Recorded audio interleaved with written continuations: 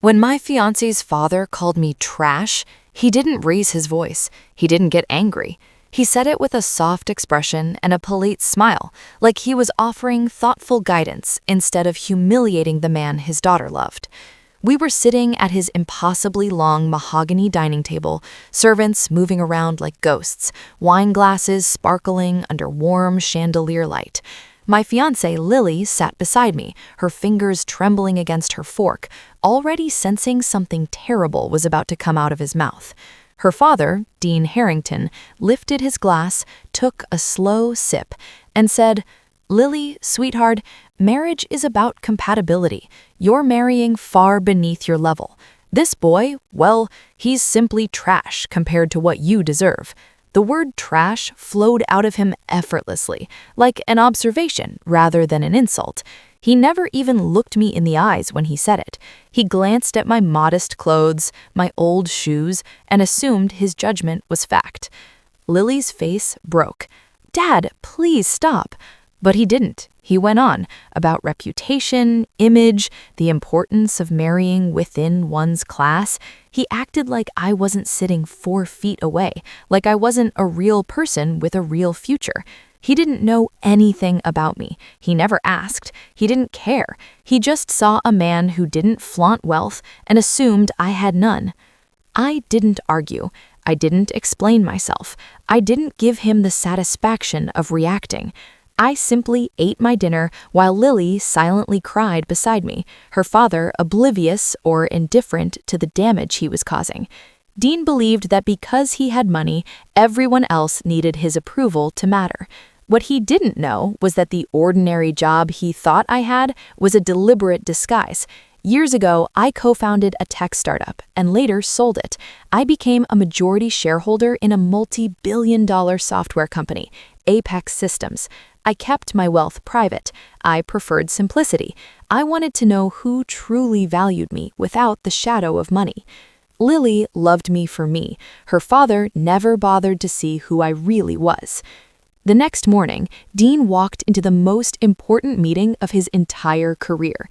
He had been preparing for months to finalize a massive business merger, a deal that would triple his company's value and secure his legacy. The conference room was filled with his executives, lawyers, and investors. Cameras were ready for the press release. Everything was lined up perfectly. Then he saw me sitting at the head of the table. He froze in the doorway, like he had seen a ghost. His expression crumbled so fast it was almost painful to watch. His mouth fell open, but no sound came out. His hands shook. His eyes darted from me to the letters glowing on the screen behind me. Apex Systems, merger presentation, lead shareholder, Michael Carter. He stared at me horrified. You're the Michael who owns Apex Systems?" I looked at him calmly. "Good morning, Mr. Harrington." He didn't sit down. He didn't breathe. He walked straight to me, sweating, panicked, all the arrogance drained out of him. "Michael, listen, about last night, I didn't mean those things. I was emotional." "My name," I interrupted quietly, "is Michael, not son, and certainly not trash." The room fell silent. Executives watched awkwardly. Lawyers paused mid-sentence. Dean Harrington, the man who had everything, now looked like a drowning sailor grabbing at air. He tried to smile. "Let's discuss the merger." "No, let's discuss respect." His face cracked. "It was a misunderstanding." "No," I replied. "You made yourself very clear." He leaned down toward me, voice trembling. "Michael, please, this deal means everything to my company." I finally stood up and looked him straight in the eyes. "You humiliated me in front of your daughter. You made her feel ashamed for loving someone you never bothered to understand.